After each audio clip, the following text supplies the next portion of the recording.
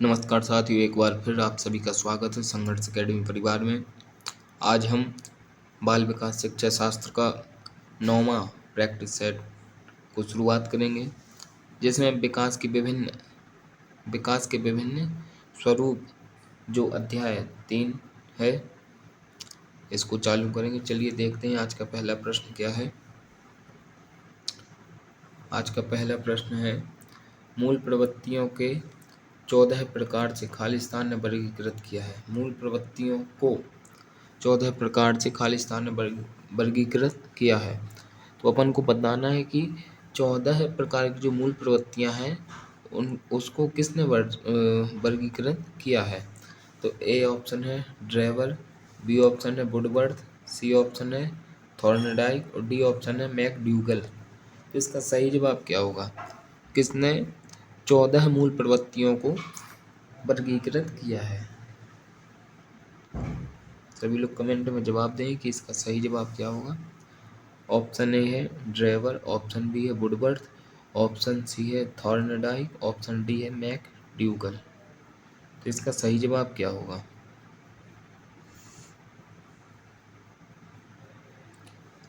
तो इसका सही जवाब होगा ऑप्शन डी, मैकडूगल ने मूल प्रवृत्तियों को 14 प्रकार से वर्गीकृत किया है। चलिए अगले प्रश्न पर चलते हैं। यह दूसरा प्रश्न क्या है? युयुत्सा है। युयुत्सा क्या है बताइए। ए ऑप्शन है मूल प्रवृत्ति, बी ऑप्शन है चिंतन, सी ऑप्शन है कल्पना, डी ऑप्शन है संवेग। तो युयुत्सा क्या है? ए, बी, सी या फिर डी? इसका सही जवाब क्या होगा?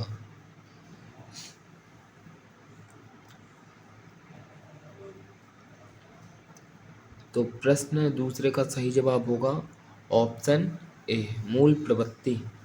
युयुत्सा क्या है? मूल प्रवृत्ति है एक प्रकार की। ठीक, चलिए अगले प्रश्न पर चलते हैं। यह आज का हमारा तीसरा प्रश्न क्या है? बालकों के सामाजिक विकास को प्रभावित करने वाले तत्व है। तो कौन से तत्व हैं जो बालकों के सामाजिक विकास को प्रभावित करते हैं? तो ए ऑप्शन है आर्थिक तत्व, बी ऑप्शन है वंशानुगत तत्व, सी ऑप्शन है शारीरिक तत्व, डी ऑप्शन है सामाजिक परिवेश जन्य तत्व। तो इसका सही जवाब क्या होगा? ऑप्शन ए, बी, सी या फिर डी? सभी लोग कमेंट में जवाब देंगे। जो लोग नए हैं वह चैनल को सब्सक्राइब कर लें, वीडियो को लाइक कर दें और अपने दोस्तों के साथ वीडियो को शेयर कर दें। इसका सही जवाब क्या है? बालकों के सामाजिक विकास को प्रभावित करने वाले तत्व हैं। कौन से तत्व हैं जो बालकों के सामाजिक विकास को प्रभावित करते हैं? तो इसका सही जवाब क्या होगा? इसका सही जवाब होगा ऑप्शन डी, सामाजिक परिवेश जन्य तत्व। ठीक, चलिए अगले प्रश्न पर चलते हैं। यह है आज का चौथा प्रश्न क्या है? शारीरिक विकास का मुख्य नियम में से कौन सा है? बताना है कि शारीरिक विकास का मुख्य नियम में से कौन सा है, मतलब इनमें से हमको बताना है कि इनमें से मुख्य नियम कौन सा है। तो ए ऑप्शन है मानसिक विकास से भिन्नता का नियम, बी ऑप्शन है कल्पना और संवेगात्मक विकास से संबंध का नियम, सी ऑप्शन है द्रुतगामी विकास का नियम, डी ऑप्शन है अनियमित विकास का नियम। तो इसका सही जवाब क्या होगा? शारीरिक विकास का मुख्य नियम कौन सा है? तो मानसिक विकास से भिन्नता का नियम, कल्पना और संवेगात्मक विकास से संबंध का नियम, द्रुतगामी विकास का नियम, अनियमित विकास का नियम। तो सही जवाब क्या है इसका?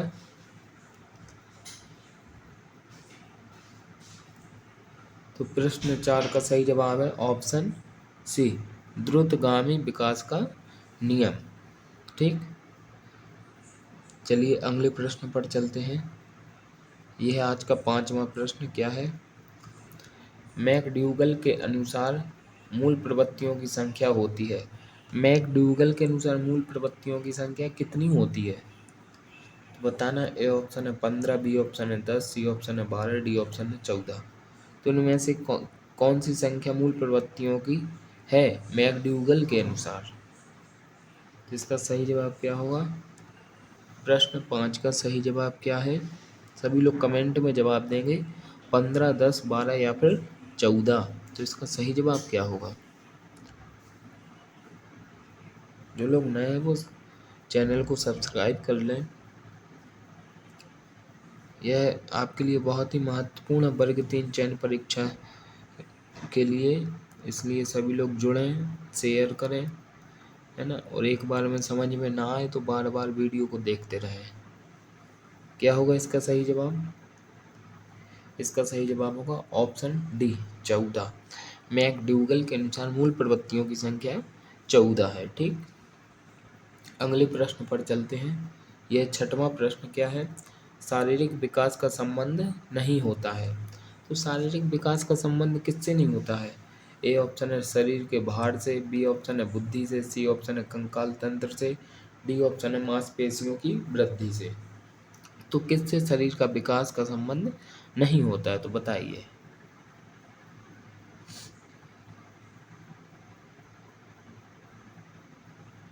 छठवें का सही जवाब क्या होगा? Option A, option B, option C या फिर ऑप्शन डी।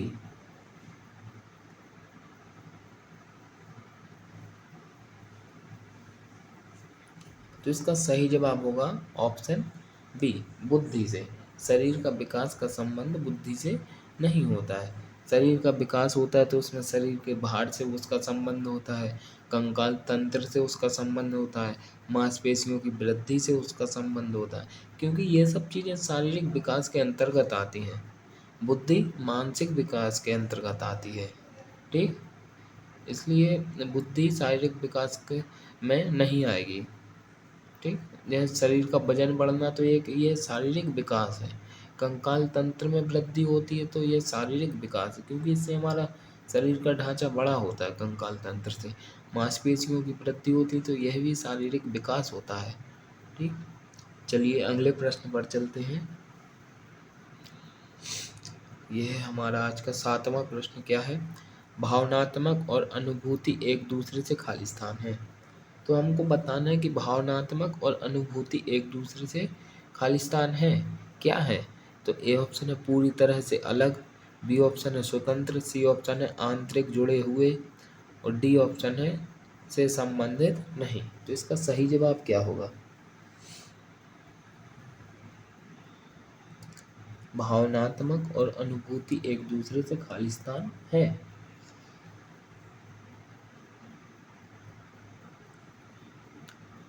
क्या है बताओ? सभी लोग कमेंट में जवाब देंगे कि इसका सही जवाब क्या होगा।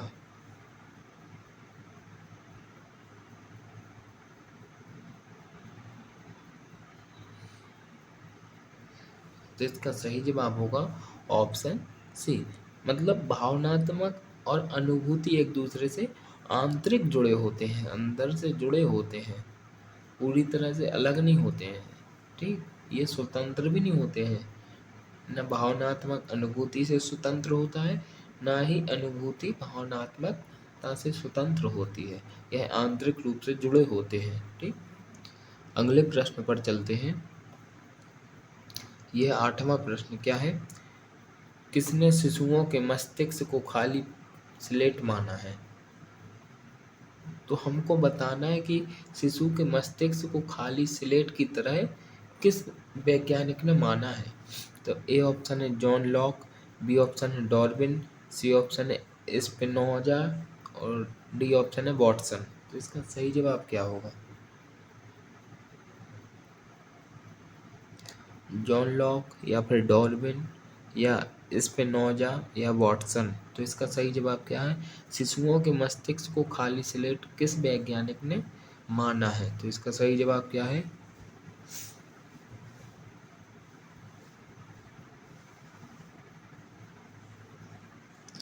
सभी लोग कमेंट में जवाब देंगे कि इसका सही जवाब क्या होगा।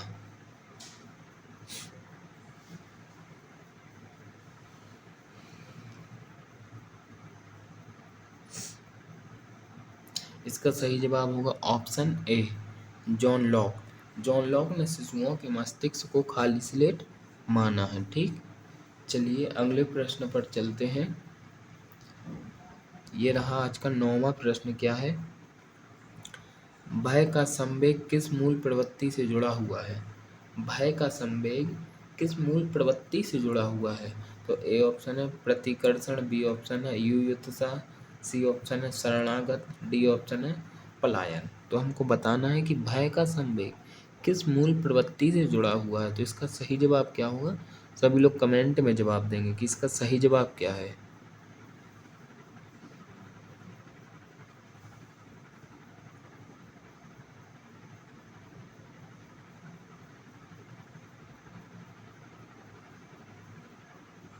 तो इसका सही जवाब होगा ऑप्शन डी पलायन। भय का संवेग पलायन से जुड़ा हुआ होता है। ठीक, चलिए अगले प्रश्न पर चलते हैं। यह 10वां प्रश्न क्या है? निम्नलिखित में से कौन सा अच्छे मानसिक स्वास्थ्य का लक्षण नहीं है? अब हमको 10वां प्रश्न में बताना है कि इन 4 लक्षणों में से कौन सा अच्छे मानसिक स्वास्थ्य का लक्षण नहीं है। तो ए ऑप्शन है समायोजन योग्यता, बी ऑप्शन है संवेगात्मक परिपक्वता, सी ऑप्शन है आत्मविश्वास और डी ऑप्शन है असहनशीलता। तो इसका सही जवाब क्या होगा? समायोजन योग्यता या फिर संवेगात्मक परिपक्वता या आत्मविश्वास या असहनशीलता। तो इसका सही जवाब क्या है? सभी लोग कमेंट के माध्यम से इसका जवाब देंगे कि इसका सही जवाब क्या है। जो लोग नए हैं वह चैनल को सब्सक्राइब कर लें, वीडियो को लाइक कर दें, लिंक को अपने दोस्तों तक शेयर कर दें, जिससे हमारा आत्मविश्वास बढ़े और हम अच्छे अच्छे प्रश्न वर्ग 3 चयन परीक्षा के लिए आप तक पहुंचाते रहें। ठीक, 10वां प्रश्न का जवाब सही जवाब क्या होगा?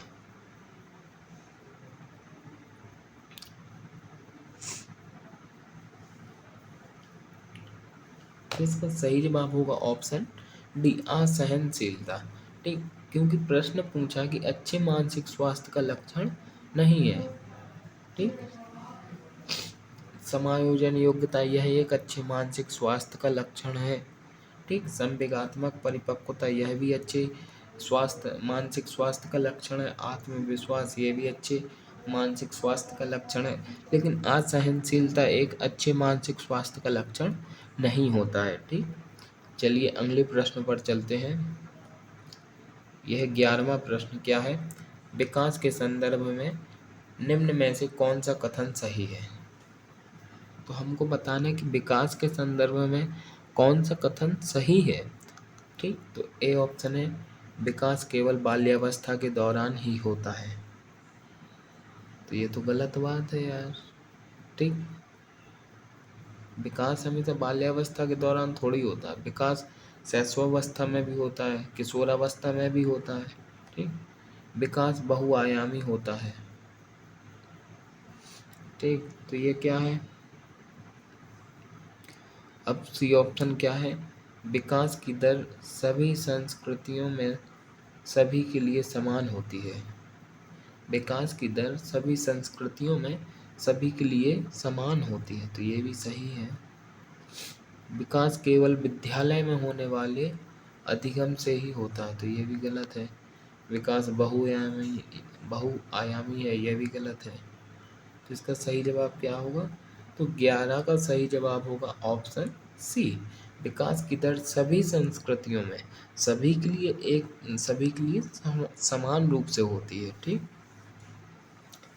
चलिए अगले प्रश्न पर चलते हैं। 12वां प्रश्न क्या है? बच्चों के समाजीकरण के संदर्भ में निम्न में से कौन सा कथन सही है? तो हमको बताना है कि बच्चों के समाजीकरण के उद्देश्य से कौन सा कथन सही है। ठीक, तो ए ऑप्शन है समकक्षी समाजीकरण के प्राथमिक कारक है और परिवार समाजीकरण का एक द्वितीय कारक है।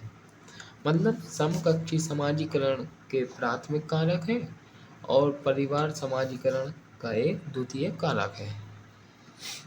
ठीक, मतलब समकक्षी प्राथमिक माना है इन्होंने और परिवार द्वितीयक माना है। ठीक, अब बी ऑप्शन क्या है? परिवार एवं जन संचार दोनों समाजीकरण के द्वितीय कारक है।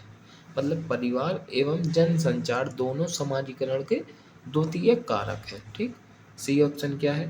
विद्यालय समाजीकरण का एक द्वितीय कारक है और परिवार समाजीकरण का एक प्राथमिक कारक है। ठीक, इन्होंने इस कथन में क्या है कि विद्यालय समाजीकरण का द्वितीय कारक है और परिवार समाजीकरण का प्राथमिक कारक है।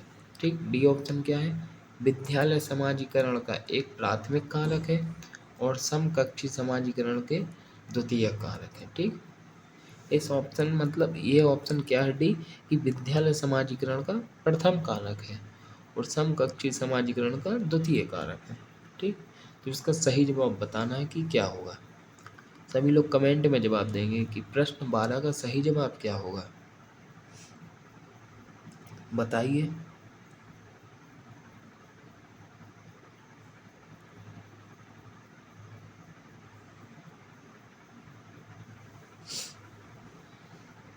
तो इसका सही जवाब होगा ऑप्शन सी, विद्यालय समाजीकरण का दूसरा कारक है और परिवार समाजीकरण का प्राथमिक कारक है।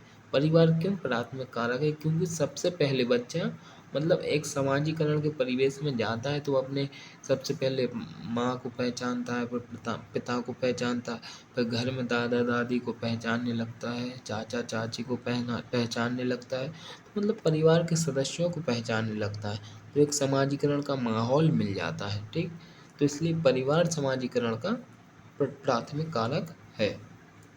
ठीक, चलिए आज का लास्ट क्वेश्चन है हमारा, क्या है आज का 13वां प्रश्न, क्या है, बाल्यावस्था की अवधि में विकास, मतलब बाल्यावस्था होती है जो, उसकी अवधि में विकास कैसे होता है। ठीक, तो ए ऑप्शन है में केवल परिमाणात्मक परिवर्तन होते हैं। ठीक, बी ऑप्शन क्या है, अनियमित और असंबद्ध होते हैं। सी ऑप्शन है धीमी गति से होता है एवं उसे मापा जा सकता है। और डी ऑप्शन है बहुस्तरीय और मिश्रित होता है। क्या, बहुस्तरीय और मिश्रित होता है। तो इसका सही जवाब क्या है, आज का लास्ट क्वेश्चन है कि बाल्यावस्था की अवधि में विकास में केवल परिमाणात्मक परिवर्तन होते हैं, या फिर विकास अनियमित और असंबद्ध होता है, या विकास धीमी गति से होता है एवं उसे मापा जा सकता है, या विकास बहुस्तरीय और मिश्रित होता है। तो कैसे होता है बाल्यावस्था में विकास।